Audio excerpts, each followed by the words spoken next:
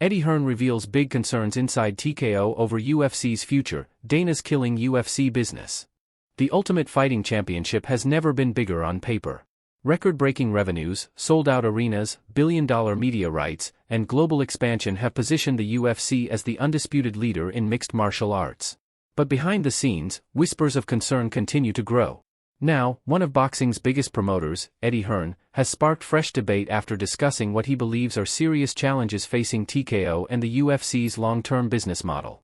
While Hearn has repeatedly praised Dana White's incredible ability to build the UFC into a worldwide powerhouse, he has also suggested that the company's current strategy may not be sustainable forever.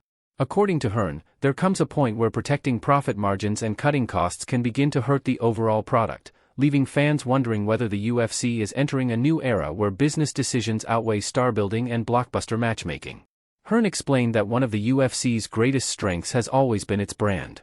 Unlike boxing, where individual fighters often become bigger than the organizations themselves, the UFC has convinced fans that the promotion is the true star. Fighters come and go, but the UFC logo continues to sell events regardless of who's competing. That formula has generated enormous success for Dana White and the company's owners over the past 2 decades. However, Hearn questioned whether relying too heavily on the brand while underinvesting in superstar athletes could eventually create problems. He argued that combat sports still depend on personalities who capture the public's imagination, and without consistently creating crossover stars, maintaining long-term fan engagement becomes increasingly difficult.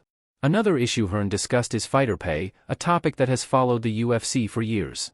While UFC executives frequently point to the organization's profitability and financial discipline, critics argue that elite fighters deserve a larger share of the revenue they help generate.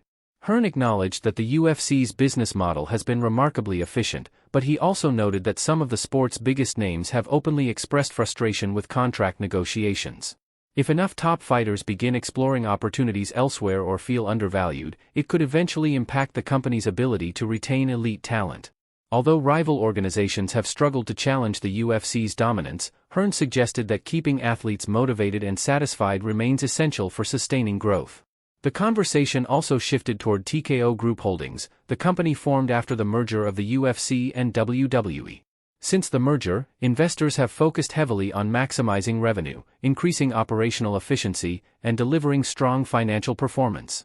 Hearn suggested that large publicly traded companies often face pressure to prioritize quarterly earnings above everything else. While that's understandable from a business standpoint, he questioned whether the pursuit of maximum profitability could unintentionally affect matchmaking, event quality, or investment in future stars. According to Hearn, every entertainment business eventually faces the challenge of balancing shareholder expectations with fan satisfaction. One of the biggest criticisms currently aimed at the UFC involves the growing number of fight night cards held at the UFC Apex facility. Although the Apex allows the company to control production costs and host events efficiently, many fans have argued that these smaller shows lack the atmosphere and excitement of packed arenas. Hearn noted that live crowds contribute significantly to the energy surrounding combat sports events. The roar of thousands of fans can elevate even average fights into memorable experiences.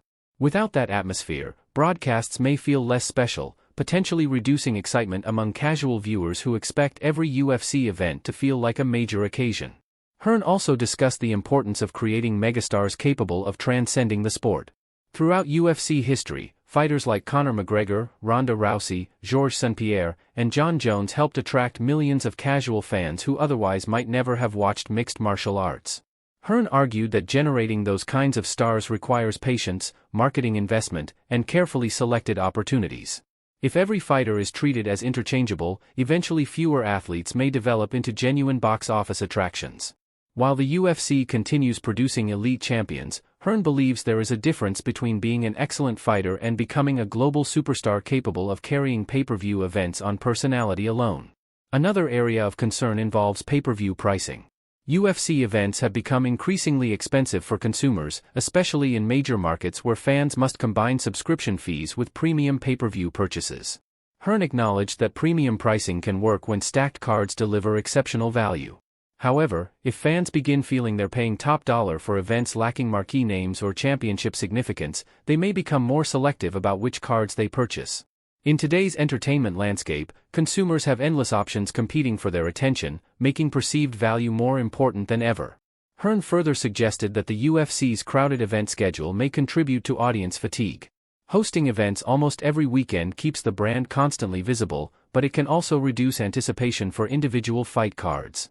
In boxing, major fights often build excitement over several months, creating enormous public interest by the time fight night arrives.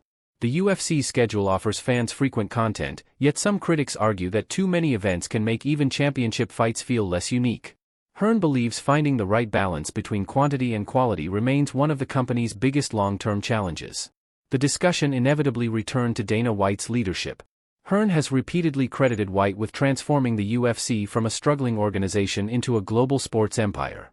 At the same time, he suggested that no business model remains perfect forever. As markets evolve, consumer habits change, and new competitors emerge, companies must continue adapting. As TKO continues integrating the UFC and WWE under one corporate umbrella, many analysts believe the company's biggest opportunity is also its greatest challenge. Combining two global combat sports brands creates enormous potential for cross-promotion, sponsorships, live events, and media rights negotiations. However, it also means executives must constantly evaluate where resources are being allocated.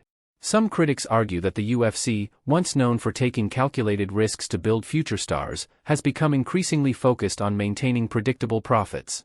Eddie Hearn suggested that while investors appreciate financial discipline, fans ultimately care about unforgettable fights, larger-than-life personalities, and moments that make history. If too much emphasis is placed on operational efficiency, the excitement that built the brand in the first place could slowly begin to fade. One point Hearn emphasized is the importance of rewarding champions who consistently deliver exciting performances. Throughout UFC history, stars weren't simply created by winning, they became legends by taking risks, finishing fights, and building loyal fan bases. Fighters willing to accept dangerous matchups on short notice often became fan favorites because audiences respected their willingness to compete against anyone. Hearn questioned whether the current system always provides enough incentive for those athletes. If fighters begin prioritizing safe decisions over entertaining performances because their contracts don't adequately reward risk-taking, the overall product could become less compelling for viewers. The discussion also touched on the growing influence of social media. Years ago, the UFC largely controlled the narrative surrounding its athletes through television broadcasts and promotional content.